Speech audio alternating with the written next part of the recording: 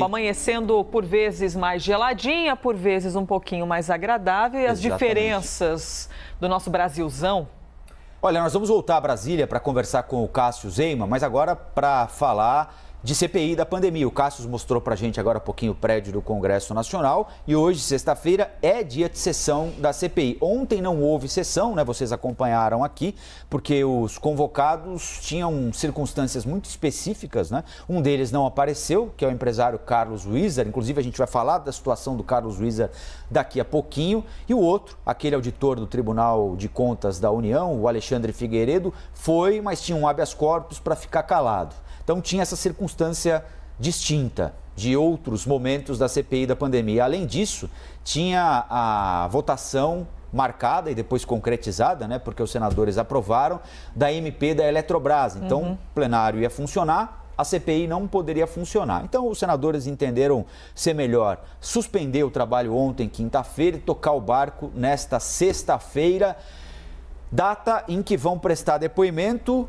2 médicos que vão falar sobre esse suposto outro lado, né? Médicos que defendem o chamado tratamento precoce, que não tem eficácia comprovada contra o novo coronavírus. E eu repito isso aqui frequentemente, não é por implicância com ninguém, por A ou por B, é porque é nosso dever de ofício aqui lembrar que até o momento não há nenhum organismo nacional ou internacional sério, entidade médica, científica, que identifique nesses medicamentos que são muito eficazes para outras doenças, eficácia contra o coronavírus. Mas os senadores decidiram abrir espaço para os 2 médicos que entendem que esses remédios podem ser eficazes para evitar que a doença se agrave. É isso que nós teremos para hoje, não é, Cássio? Isso, Rafael. Olha, se na semana passada a CPI ouviu, então, a microbiologista Natália Pasternak e também o diretor-presidente, o ex-diretor-presidente da Anvisa, o Cláudio Mairovich, na audiência de hoje, então, a comissão vai ouvir os médicos Ricardo Ariel Zimmermann e também Francisco Cardoso Alves. Ambos, Rafael, foram convidados a participar da sessão por senadores da base aliada do presidente Jair Bolsonaro. Ariel, então, ele é infectologista e já fez até declarações alegando que medicamentos como a hidroxicloroquina teriam, sim, eficácia contra a doença. Já o médico intensivista, o Francisco Alves, ele é apontado como um dos autores de uma nota do Ministério da Saúde com orientações para o tratamento precoce. O repórter Theo Cury está com a gente nessa manhã de sexta-feira e vai trazer mais detalhes. Theo, além dos depoimentos dos 2 médicos, os senadores também votam uma série de requerimentos hoje, pelo menos 10. Como é que deve ser a sessão de hoje? Bom dia para você. Oi, Cássio, bom dia para você, Rafael e Elise, para quem nos acompanha nesta sexta-feira aqui na CNN.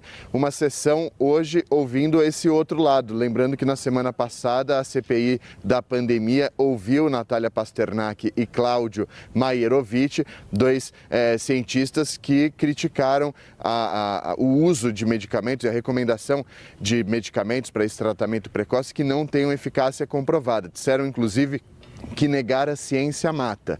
Hoje, os senadores vão ouvir esses 2 médicos. Zimmermann, como o Cássio disse, é infectologista e defende que remédios como a ivermectina e a hidroxicloroquina têm sim eficácia comprovada para pacientes que estão com a Covid-19. Já Alves é especialista em infectologia e é apontado como um dos autores daquela nota informativa do Ministério da Saúde que recomendava tratamento precoce,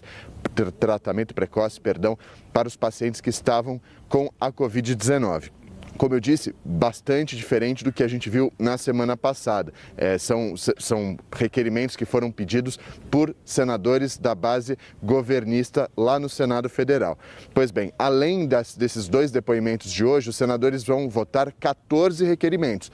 Já ultrapassou esse número que o Cássio mencionou, chegou a 14 requerimentos. Entre eles, o que os senadores vão avaliar hoje está a convocação do governador do Rio de Janeiro, Cláudio Castro, e também do secretário de Saúde do Rio, bem como a quebra de sigilo de organizações sociais que prestaram serviço para a área de saúde do estado do Rio de Janeiro. E também eles devem votar uma nova sessão de depoimento com o ex-governador do Rio de Janeiro, Wilson Witzel, só que a portas fechadas, de forma secreta, porque na quarta-feira, no depoimento à CPI, Wilson Witzel disse que teria fatos gravíssimos para revelar aos senadores sobre a intervenção do governo federal no combate à pandemia do Rio de Janeiro. Então, sessão com 2 depoimentos e também com voto de pelo menos 14 requerimentos. Eu volto com vocês. Valeu, Theo. Theo Cury nos dando a agenda da CPI da pandemia, marcados os depoimentos para